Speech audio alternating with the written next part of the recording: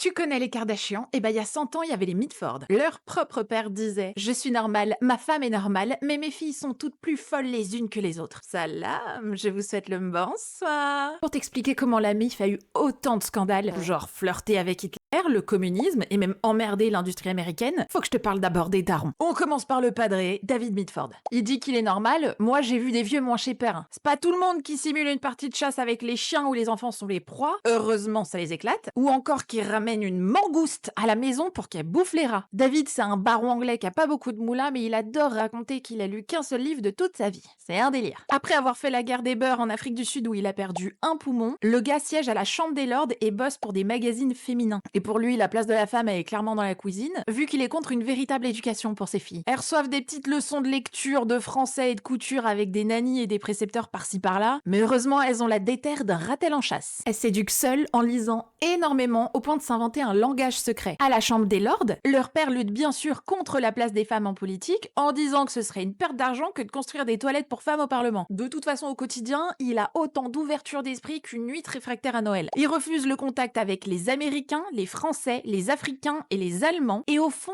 tous ceux qui lui reviennent pas. Surtout les parents des autres enfants du coin. Quand on l'invite à dîner, il répond qu'il voit pas pourquoi il irait, parce qu'il mange déjà très bien chez lui. Côté maman, pour l'ouverture d'esprit, là aussi on peut les se faire enculer. Sydney naît en 1880 et elle a l'enfance cliché de l'époque. Son père est magnat de presse, c'est pour ses magazines que David va bosser, et vu que l'hérédité c'est rigolo, faut préciser que son père, c'est le bâtard d'un homme politique qui s'est tapé la bonne. Donc lui-même, eh ben il va se taper la nanny. Mais c'est pas si grave, parce que la mère de Sydney, elle meurt quand la petite a 8 ans à cause d'un avortement. Ah, j'ai pas dit qu'on allait tout le temps se marrer, hein. D'ailleurs, la mort, c'est un truc qui va revenir souvent pendant cette saga sur les Mitford. Sydney rencontre son futur mari à 14 ans, mais Hamdoulilah, elle l'épouse que 10 ans plus tard. Le couple aura 7 enfants, et je sais pas ce qu'a rendu maman aigrie, mais dans les années 30, elle emmène son mari à Nuremberg en Allemagne pour écouter ce connard de moustache. Elle est très fan. Mais pour le coup, c'est pas la seule. Beaucoup d'aristocrates de l'époque pensaient qu'il allait rétablir un certain ordre social. Tu sais, le c'était mieux avant, c'est pas nouveau. Alors il rencontre le H, sa copine, ils lui font même de la pub en Angleterre, mais à l'annonce de la guerre, papa retourne sa veste. Parce qu'on n'oublie pas que pour l'anglais giga patriote qu'il est, bah les Allemands ça pue du cul, hein. Sauf que maman, elle est toujours pas fâchée avec le nazisme. Le couple s'engueule tellement qu'ils se séparent après 35 ans de mariage. Sydney finira par se retirer sur la petite île écossaise Inchkenneth. Là-bas, elle prendra soin de leur fille Unity qui était pas la plus...